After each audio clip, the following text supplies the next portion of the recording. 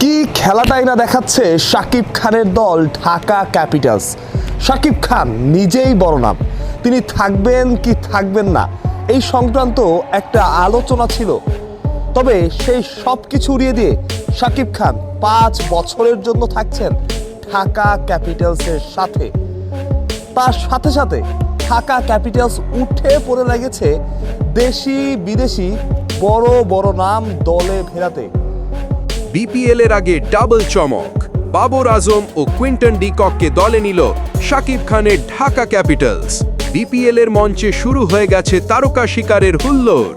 সব দল যেখানে এখনো পরিকল্পনা করছে, সেখানেই সবাইকে চমকে দিয়ে বড় ঘোষণা দিল শাকিব খানের দল ঢাকা ক্যাপিটালস।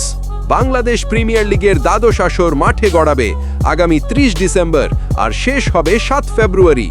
তবে টুর্নামেন্ট শুরুর আগেই ঢাকা ক্যাপিটালস দিয়েছে এমন এক ডাবল সারপ্রাইজ যা নিয়ে সরগরম পুরো ক্রিকেট দুনিয়া। হ্যাঁ, ঠিকই শুনেছেন, ঢাকা ক্যাপিটালস দলে নিয়েছে পাকিস্তানের কিং বাবর আজমকে, আর তার সঙ্গে আছেন দক্ষিণ আফ্রিকার উইকেট রক্ষক ওপেনের কুইন্টন ডিকক। ঢাকা ক্যাপিটালসের অফিসিয়াল ফেসবুক ভেরিফাইড পেজে এই খবরটি ইতিমধ্যেই নিশ্চিত করা হয়েছে।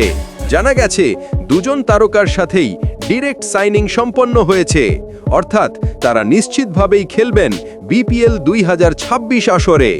একজন বিশ্বের অন্যতম সেরা ব্যাটসম্যান বাবর আজম, আর অন্যজন টি-20 ক্রিকেটের মার্কাকারী ওপেনার কুইন্টন ডিকক।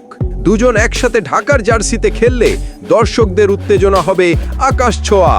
বিশ্লেষকরা বলছেন, বাবর আর ডিকক ঢাকায় যোগ দিলে ঢাকা ক্যাপিটালস হয়ে উঠবে সবচেয়ে ব্যালেন্সড ও ভয়ঙ্কর দল।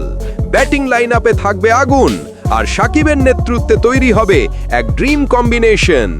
বিপিএল শুরু হতে এখনো 1.5 মাস, কিন্তু ঢাকার ঘোষণা ইতিমধ্যেই জ্বালিয়ে দিয়েছে পুরো মাঠ।